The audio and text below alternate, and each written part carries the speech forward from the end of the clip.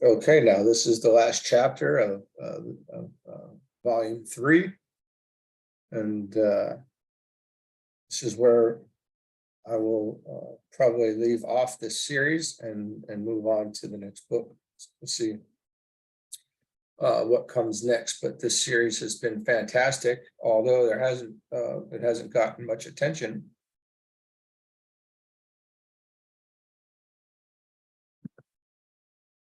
I think this is certainly a hidden gem, and thankful that this was put before us to get into. Right? What a treat.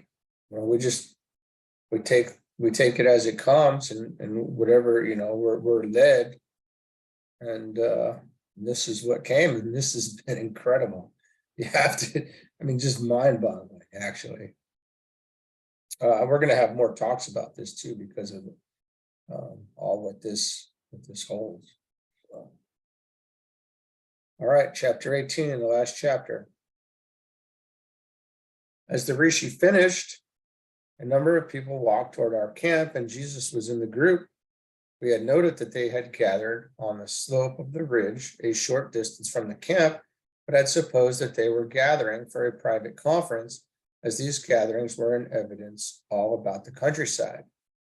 As they approached, Weldon arose, stepped forward, and clasped both of Jesus' hands. There was no need for an introduction, as they were all close friends of the rishi and Jesus.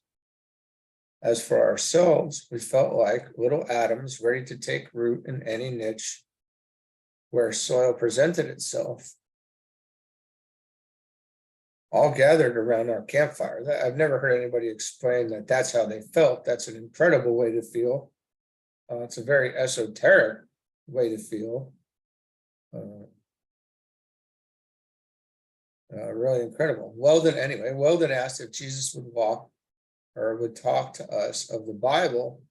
This met with a most hearty approval from all, and Jesus began. Let us consider David's prayer in the 23rd Psalm. The Lord is my shepherd, I shall not want. You will note this was not a prayer of supplication. Do you not see that the real meaning implies that the one great principle is leading us into the way we should go, or great principle goes before on our pathway, and thus we make the crooked places straight. This principle prepares our pathway as a shepherd does for his trusting and dependent sheep. Thus we can say, where our Father leads, I am unafraid. The good shepherd knows where everything is located that is good for his sheep. Thus we can say, I shall not want. With David, we can say, I cannot want, for I am is guarded against every ill. Every want of our physical nature is supplied. Not only shall we be well fed in the green pastures, but there will be an abundance to spare. We rest in complete assurance that every desire is already fulfilled and provided for. We can let go of every weary sense and say with David, he maketh me to lie down in green pastures, he leadeth me beside still waters.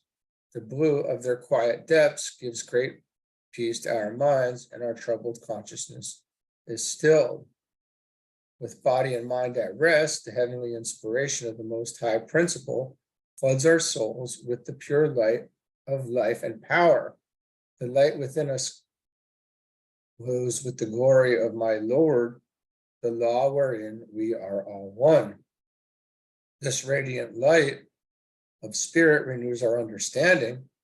We stand revealed to our true selves, so that we know ourselves as one with the infinite, and each is sent from this principle to manifest the perfection of the Father principle. In the quiet calm of our souls, we are restored to our pure selves and know that we are whole. Thus he restoreth my soul. Yea, though I walk in the valley of the shadow of death, I will fear no evil. In the fullness of the bounty of this God principle, what can we fear? Here we rest our physical natures, God quiets our minds, God rests our souls, God illumines us for service. Therefore, with this perfect preparation from within, what outer tests could cause us to fear that any evil thing could harm us? God is in the midst of every one of us. Each he is an ever-present help in time of trouble. In him we live and move and have our being. We say with one voice, all is well. Now each can say, God love leads me directly into the fold. I am shown the right path and corrected when I stray from this fold. The power of God love attracts me to my good. Thus all that would harm us is shut from me. Now with David, each can say, for thou art with me, thy rod and thy staff, they comfort me. And first taking up this work and perceiving the truths, or the fundamental scientific facts underlying all life and the way of attaining thereto, you take the first step, and the exhilaration and enlightenment are so far beyond anything you have hitherto experienced that you decide to go on in the work. Then doubts, fears, and discouragements are allowed to creep in, and your ongoing seems to be retarded.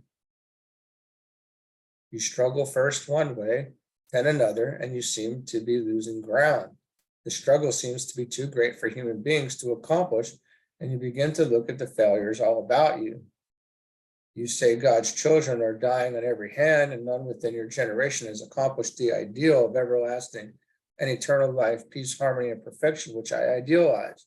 You say that accomplishment must come after death, so you let go and find for a time that it is much easier to drift on and on with the human tide on the downward trend. Again, the race consciousness has had another setback. Another who had a great spiritual enlightenment and understanding and could have succeeded has failed, and the race consciousness has another binding hold upon humanity. Generation after generation gives it a still greater and tenacious grip.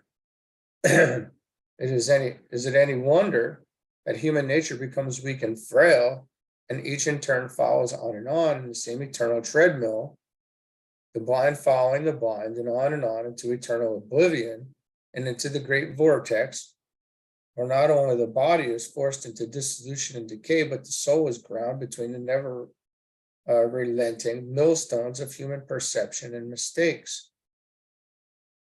If you had realized, as I did, and as so many have done, that it is far easier to work out your own problem in one earthly experience than it is to go on and accumulate a race consciousness of good and evil that soon becomes an encrusted shell that has been added to layer by layer upon an incrustation by each succeeding experience until it takes superhuman force and sledgehammer blows to break the shell and release your true self.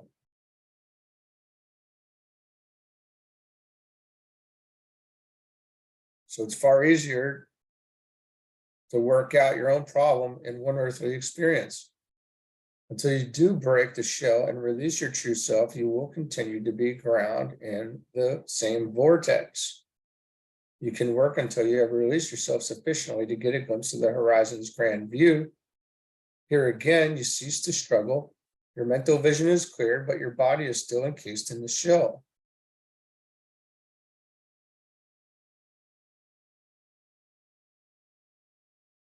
Realize that the newborn chick, when its head is free from its shell, must still go on with the struggle. It must be entirely free from its old shell or environment before it can grow into the new, which it has sensed and perceived as soon as it has broken a hole through the shell once encasing the egg from which it grew. You fail utterly to see that I, as a boy working with the carpenter's bench, or at the carpenter's bench with my father, perceived that there was a higher life for the God-born so-called human being than to be born into a human existence for a short time, and during that short existence, be ground between the millstones of man-made laws, superstition, and conventions, and thus struggle on through that existence for perhaps 80 years and 10, then pass on to a heaven and a glorious reward of harps and psalms singing that could have no logical existence and psalm singing that could have no logical existence except in the gullible minds of those preyed upon by the priesthood of my day. You fell utterly to see that after this great awakening or realization within myself, it took long days and nights of struggle and seclusion and silence, all alone, right within myself and with myself.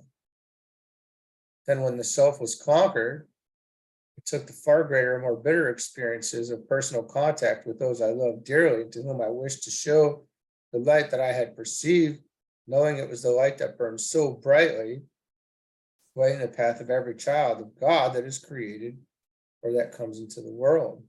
You fell utterly to see the great temptation that beset me to go on and be the carpenter I might have been, and thence live the short span of life allotted to man by hierarchy and orthodoxy, instead of taking up a life which perception had only given me a glimpse of, thus allowing me to see through the murk and mire of superstition, discord, and disbelief.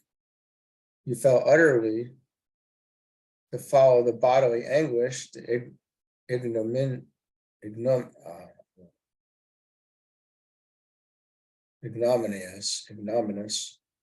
insults that were heaped upon me by my own kin alone, aside from those to whom I strove to show the light I had perceived. You failed to see that this took a will stronger than my own, which sustained me through these trials. How little you can know of the trials and struggles, temptations, and defeats that beset me, how at times I struggled on and on with clenching fists and set teeth, seeing and knowing that the light was there, although there seemed to be but one last flickering ray. At times it seemed that that last ray had gone out and a shadow was cast in its place. Even then, something within me, was ever strong and dominant, that back of the shadow, the light was as bright as ever. I went on and cast aside the shadow and found the light burning even brighter because of the temporary dimming. Even when the shadow proved to be the cross, and I could see beyond, the final awakening of a triumphant morn that passed beyond the understanding of mortal man, still immersed in fear, doubts, and superstitions. It was the very urge of this perception that sent me on, determined to drink the cup to the fullest draught, that I might know by actual experience and contact whereof I spoke, that man, by the free will of God, coupled with his own free thought and pure motive, could prove for himself alone that God is divine, and that man is true son, born in his image and likeness, as truly divine as the Father is divine, and that this divinity is the true Christ that every man sees and perceives is in himself and in all of God's children. This true Christ is the light that lights every child that comes into the world. It is the Christ of God, our Father, in, through, and by whom we all have everlasting life, light, love, and true brotherhood, the true fatherhood, the true sonship of God and man.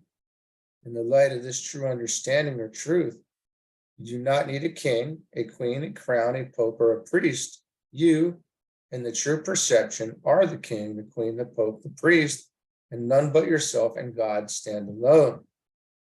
You expand this true perception to take in the whole universe of form and shape, and with your God-given creative ability, you surround them with the perfection that God sees and surrounds them with.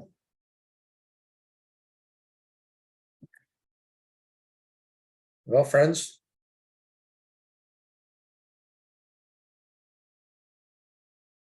we added that to the our foundation.